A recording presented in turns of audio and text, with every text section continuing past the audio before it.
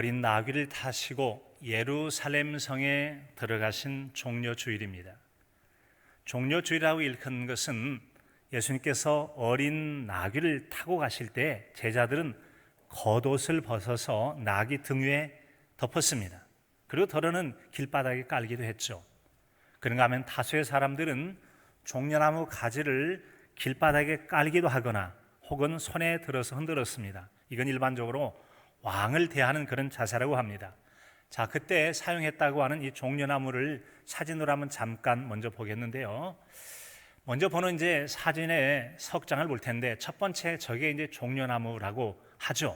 그리고 뒤에 있는 두 사진은 열매가 대추처럼 많은 열매를 맺는데 저 나무를 대추야자라고 합니다. 그러니까 우리가 알기에는 이게 종려나무로 알고 있는데 종려나무와 야자나무가 사실은 거꾸로 사용되고 있는 것이에요.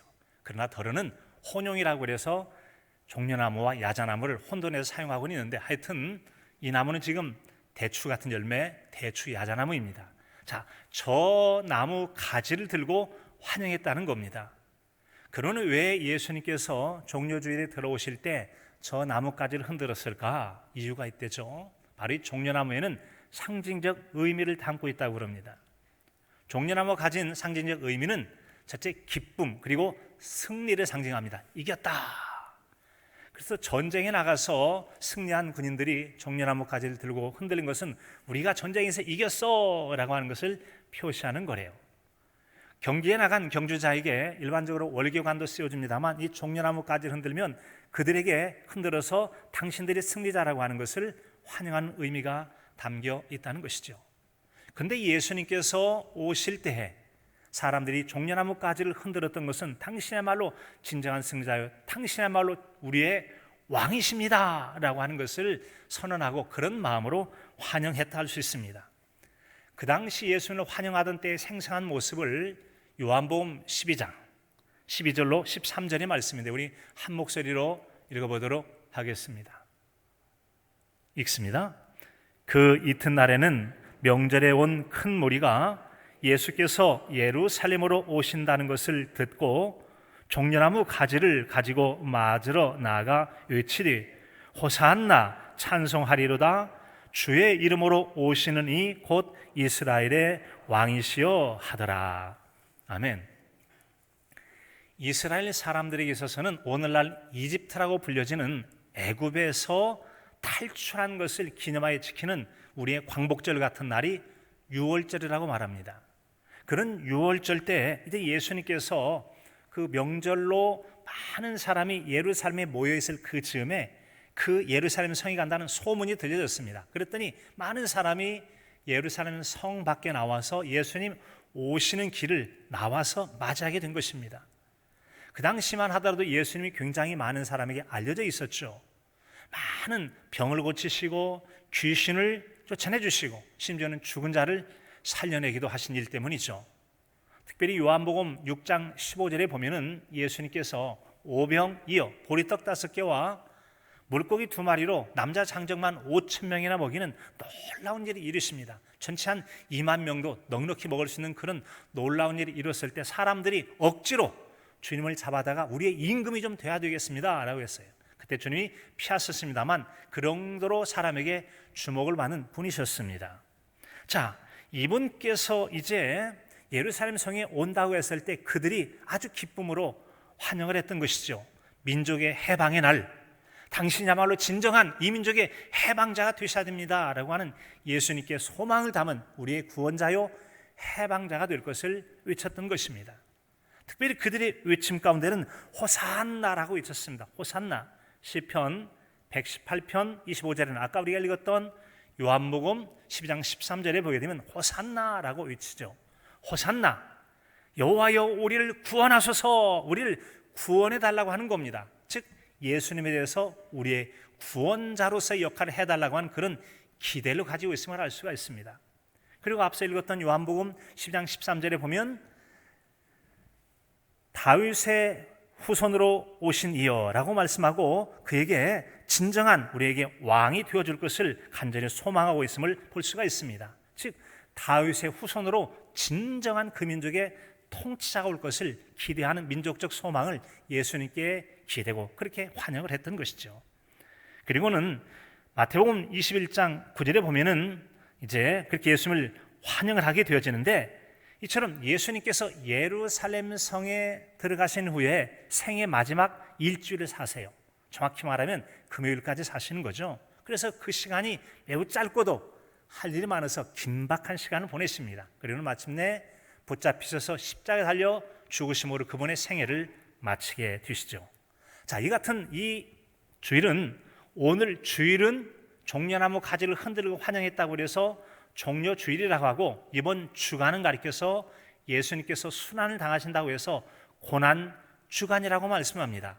이 같은 고난주간의 다섯 번째 날인 목요일에 있었던 내용이 바로 오늘의 말씀인데요, 예수님은 제자들과 함께 식사를 하던 자리에서 이 빵과 포도들을 주어 먹게 하시면서 그 의미를 설명해 주십니다. 그 첫 번째가 바로 예수님께서 떡과 포도주는 자신의 몸과 피를 상징한다라고 말씀하십니다. 유대인들에게 있어서 일반적인 식사는 우리가 밥을 먹듯이 빵을 먹고요, 음료를 마시듯이 포도주를 먹습니다. 물론 그 이외에 여러 반찬거리가 있겠죠. 그런데 우리도 여러분 명절 때 추석하면은 송편을 먹듯이 그 명절에 음식이 있는데, 그들의 유월절은 큰 명절입니다. 그때 이제 먹는 이 유월절 명절 음식을 보면 이런 게 있다고 그래요. 파슬리, 샐러리, 양상추, 그리고 그런 야채들이고요, 무교병이라고 그래서 효모가 들어가 있지 않은, 부풀리지 않은 딱딱한 그런 빵이 있고요, 그 다음에 과일과 땅콩을 섞어 만든 하루셋과 삶은 달걀 같은 것이 이제 바로 유월절 음식으로 먹었답니다. 그러나 일반적으로 대표적인 음식 하면 바로 빵과 포도주, 즉 떡과 포도주죠. 이처럼 목요일 날 그 생의 마지막 저녁 식사가 되는 최후의 만찬이라 불려지는 식사를 하실 때 예수님께서 떡을 씹어서 제자들에게 주시면서 먹으라 라고 말씀하십니다. 그리고 이것은 내 몸이야 라고 말씀하세요. 또 그 다음에는 잔을 주어 마시게 하십니다. 그리고는 이것은 너희를 위하여, 많은 사람을 위하여 흘리는 바 나의 피, 곧 언약의 피다라고 말씀하시는 겁니다. 이 말씀을 정리하면 이런 거죠. 떡은 예수님의 살을 상징하는 것이고, 포도주는 예수님의 피를 상징하는 것이다 라고 말씀해 주신 것입니다.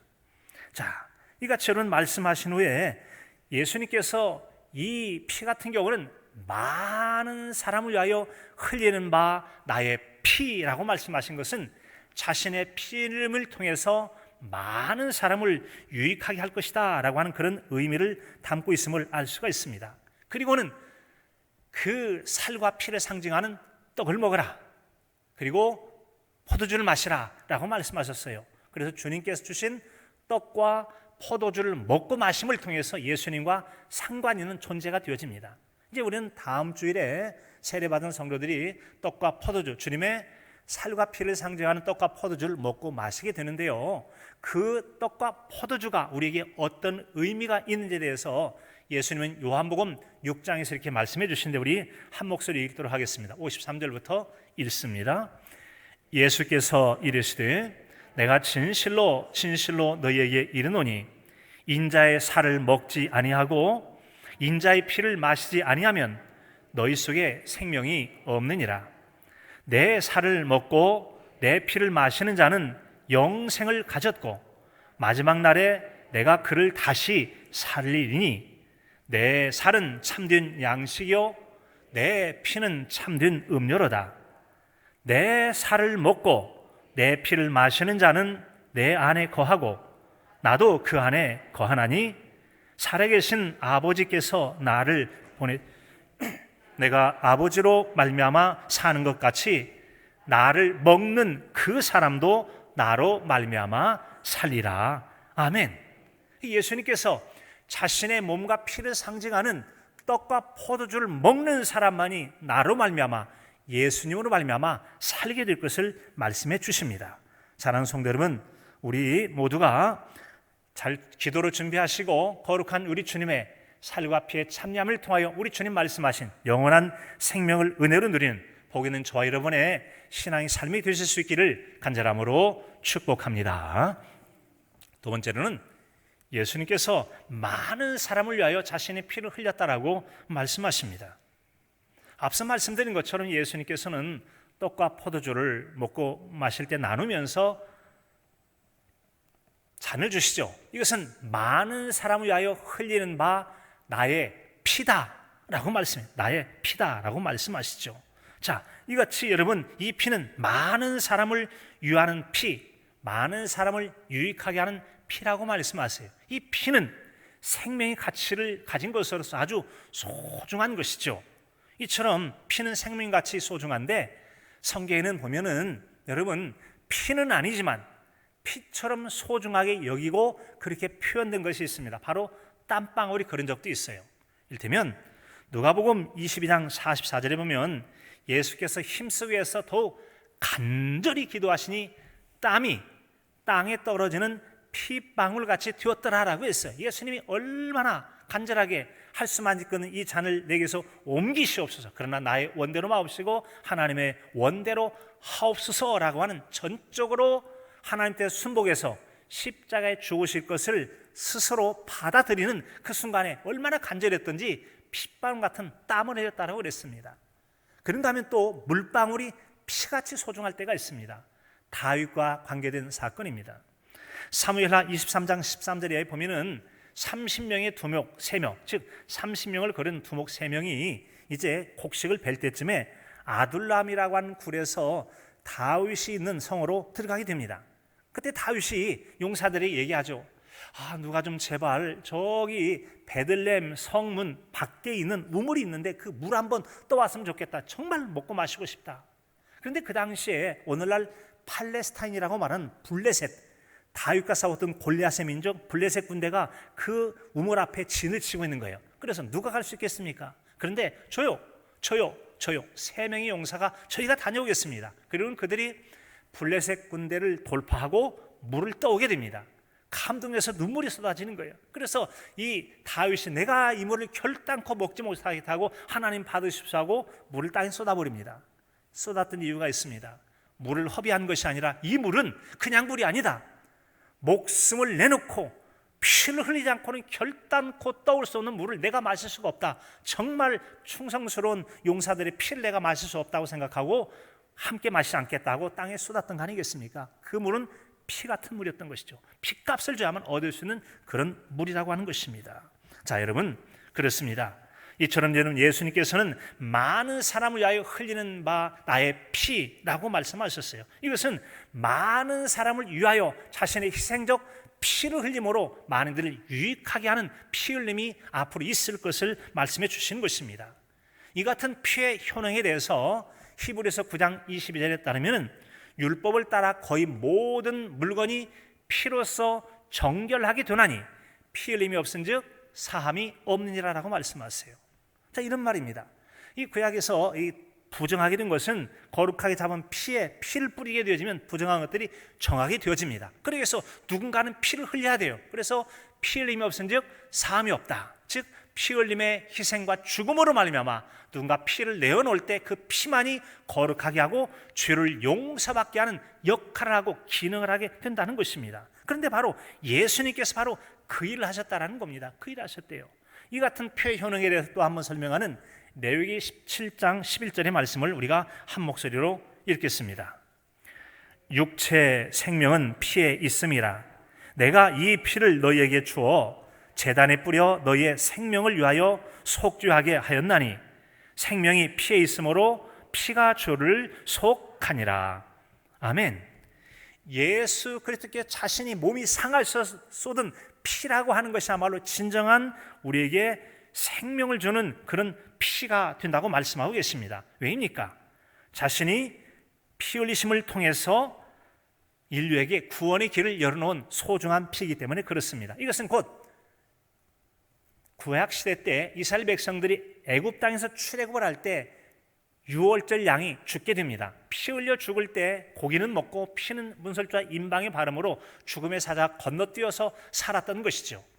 예수님 자신이 몸이 찢기시고 피를 흘리신 이 피 때문에 죽음의 사자가 지나가서 죄로 말미암은 심판을 벗어나고 용서받는 사함의 은총을 통해서 영생을 얻게 되는 놀라운 은혜를 베풀어 주셨다고 하는 것이죠. 우리 주님께서는 그 일을 이루시는 것까지라도 기쁨으로 감당하시면서 이것이 바로 저의 양식입니다, 입으로 먹는 양식 외에 또 다른 양식이 있다고 말씀하셨어요. 우리가 지난 주간에 요한복음 4장 34절의 말씀, 이런 말씀이 있죠. 예수께서 이르시되 나의 양식은 나를 보내신 이의 뜻을 행하며 그의 일을 온전히 이루는 이것이니라. 아멘. 예수님께서 입으로 먹는 육의 양식뿐만 아니라 하나님의 입으로 난 모든 말씀으로 사는데, 그 양식이 뭐냐? 아버지의 말씀과 뜻대로 순종하는 게 내 양식이요 라고 하는 겁니다. 그런데 그 예수님께서 양식 삼았던 그 양식이라고 하는 것은 십자가에 달려 죽으시는 그 일까지도 순종하는 순종의 양식을 드셨다고 하는 것입니다. 참으로 놀라운 일입니다. 참으로 놀라운 일이죠. 이 같은 예수님께서 자신이 온갖 붙잡히시고 채찍질 당하시고 또 가시 면류관을 쓰시고 또 십자가에 달려 피를 흘리시고 창으로 찌를 때 물과 피를 쏟으시는 이런 자신의 희생과 헌신적 수고를 통하여 그 피를 믿는 자마다 모든 죄악을 용서하시고 놀라운 구원의 은총을 베풀어 주신 줄로 믿습니다. 그래서 요한 같은 경우는 그 예수님의 미래 사역을 바라보고 보라, 세상 죄를 지우고 하는 유월절 어린 양이다라고 그랬어요.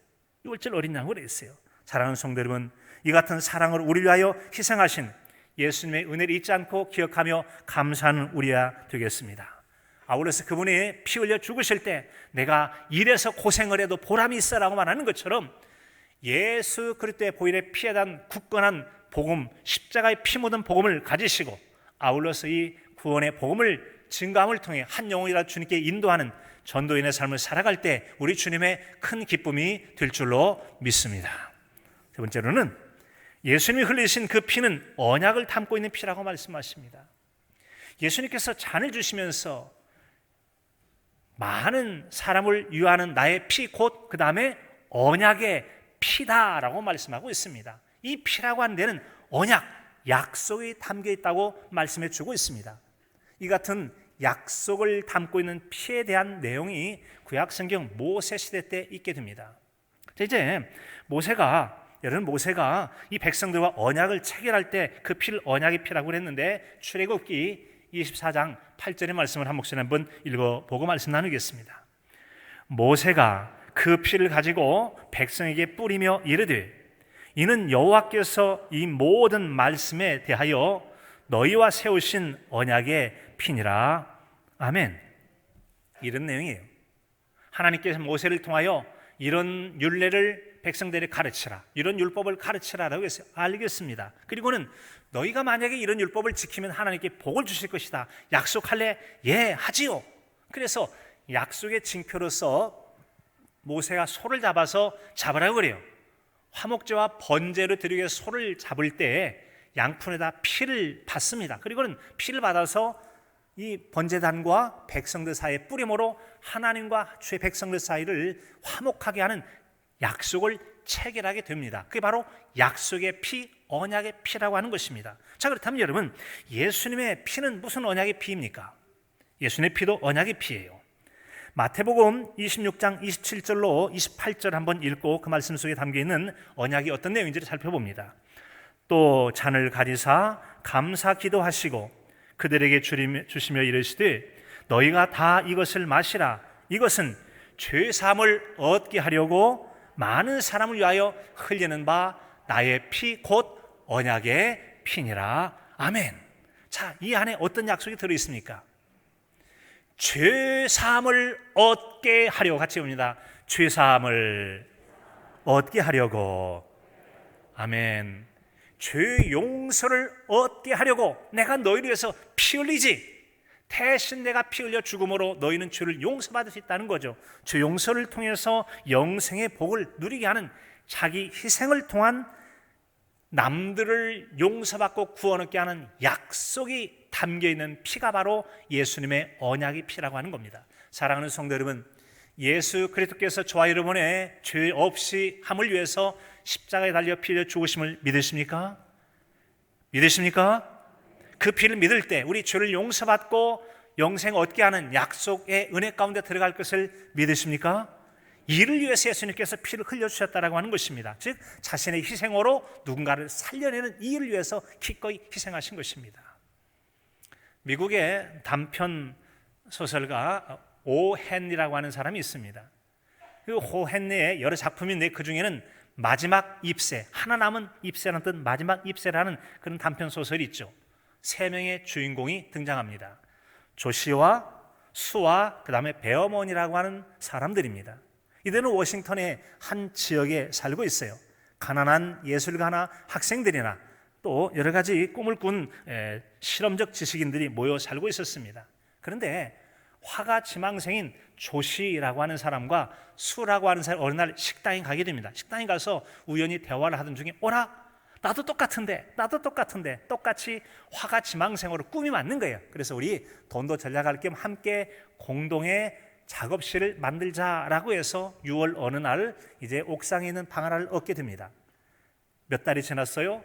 이제 점점 기온이 차가워지는 11월이 됐습니다. 그런데 오늘날 우리 주변에 여러분 코로나 바이러스가 번창하듯 그 당시에는 폐렴이 아주 번성해서 많은 사람이 폐렴으로 고생을 할 때였습니다. 그때 바로 조씨라고 하는 사람이 폐렴에 걸려서 그만 자리에 눕게 되어집니다.